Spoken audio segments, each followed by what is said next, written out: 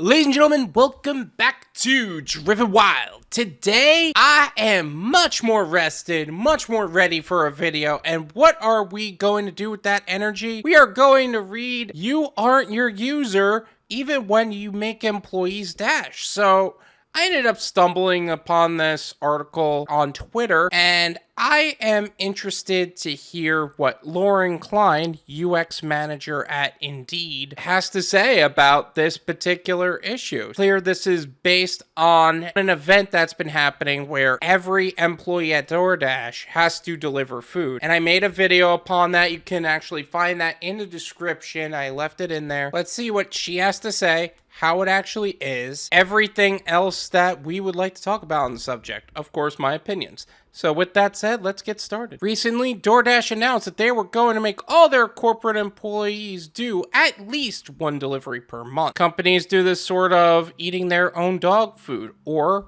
my preference, drinking their own champagne as an empathy building exercise, and I'm all for empathy. You'd think I'd be all for this since I'm a huge advocate for really understanding your users, and the gig workers who rely on DoorDash for a living are absolutely some of the most important users that DoorDash has. You know, I like how she put that, because gig workers really are the most important users on DoorDash. Yes, you need customers to keep the order flows coming, but realistically, DoorDash has proven that they don't need users directly in order to maintain market share. What I've noticed personally, out of the orders that actually pay a driver well down here in South Florida, the best orders are not orders directly ordered from DoorDash.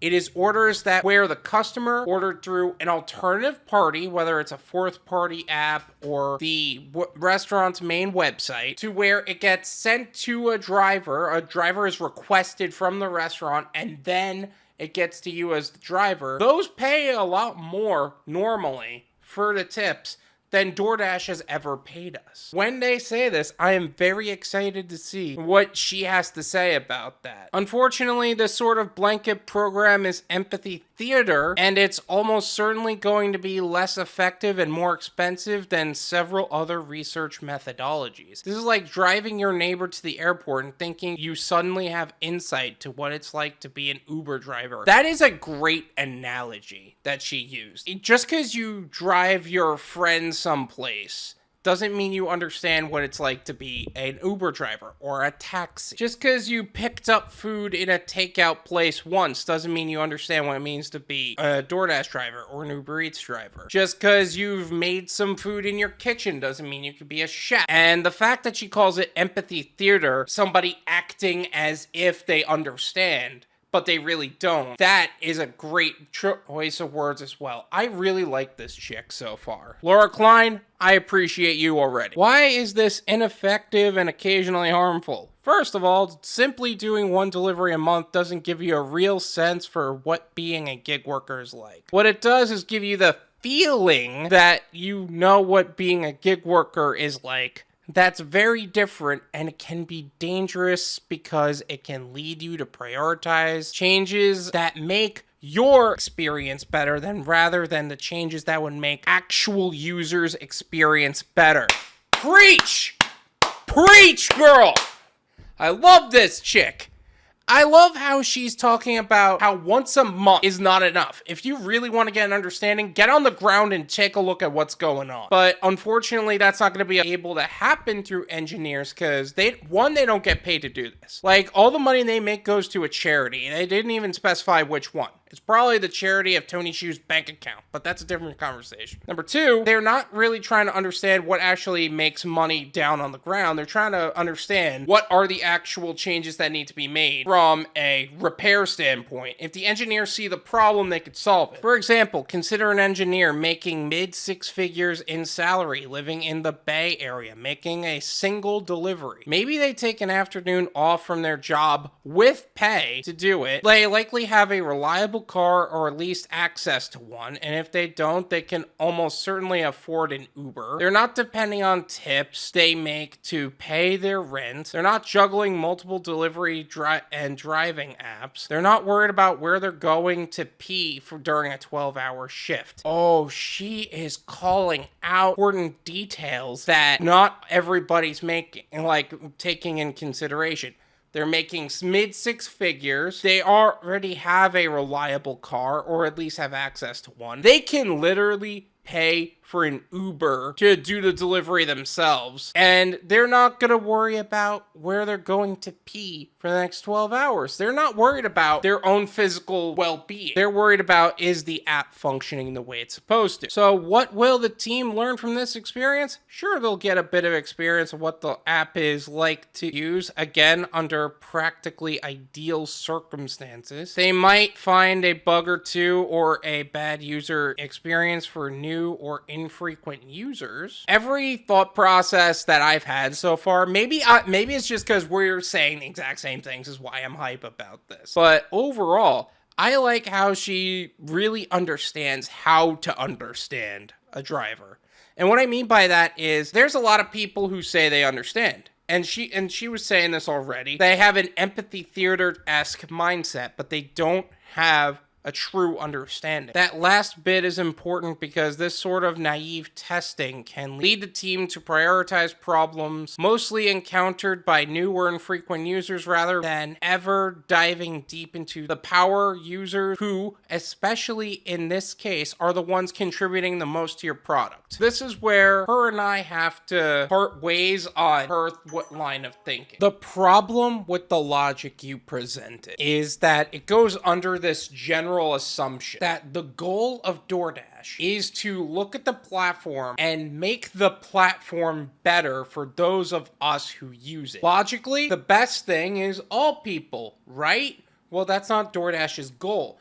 DoorDash's goal for those of us who are doing it full-time, not the newer infrequent users, those of us who are doing this on a full-time basis, is to actually get us off the platform. I'm not even kidding when I say that. There are so many people who got wrongfully deactivated, mistreated by the Dasher support people, and just generally made our lives harder. DoorDash has done everything in their power to make our lives harder. The cherry pickers, the people who work like 12-hour, 15-hour days, those people, they want to actually find a way to exit us from the platform. Why? The FTC has already been on their butt about presenting a income where people are guaranteed earning $25 an hour. And on an hourly basis, like I said, we're on from beginning of the day to the end of the day. And we're not all active from the beginning of the day and the end of the day. Some of us are they're active in the sense of they're online, but they're not active in the sense of they're always dashing. So in an hour, we can either get one order done or we can get many orders done. However, for new and infrequent users, people are like, all right, we'll go from 5 till 9 on a random Friday that I don't have anything going on. They're making $25 an hour because they've only drove for 4 hours this week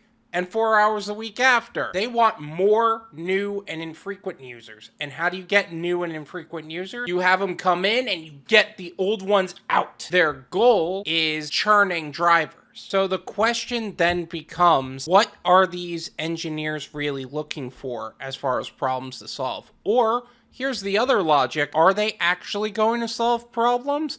Or are they just trying to complete the deliveries we refuse to complete? Why is this such an inefficient way of learning? We talk a lot of how it's important that everybody on a team understands the users, but how much does it really help anybody if Pat from finance delivers a burger once a month? Is the system's reliability engineer going to do their job differently if they discover a bug in the onboarding flow? Should they? If it's a bad enough bug, shouldn't the team already know about it from their user research? Do we need to pay a back-end engineer to report support it? Well, first of all, anybody in the finance division isn't really going to really understand the importance of delivering an order once a month. Any engineer should know about bugs beforehand, but that doesn't mean they're gonna do anything about it. I think the problem with Doordash as a company is that they're not gonna do anything regardless.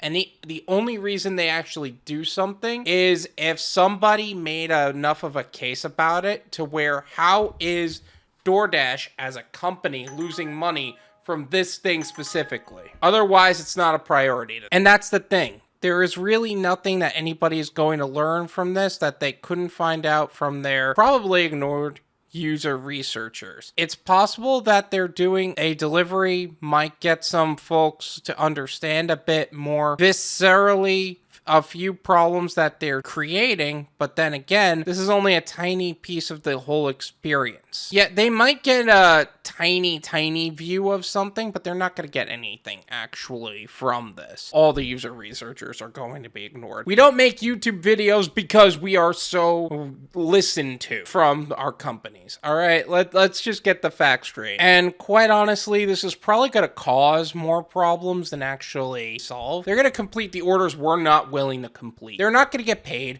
They're going to get upset because they're putting their expenses for free for one delivery.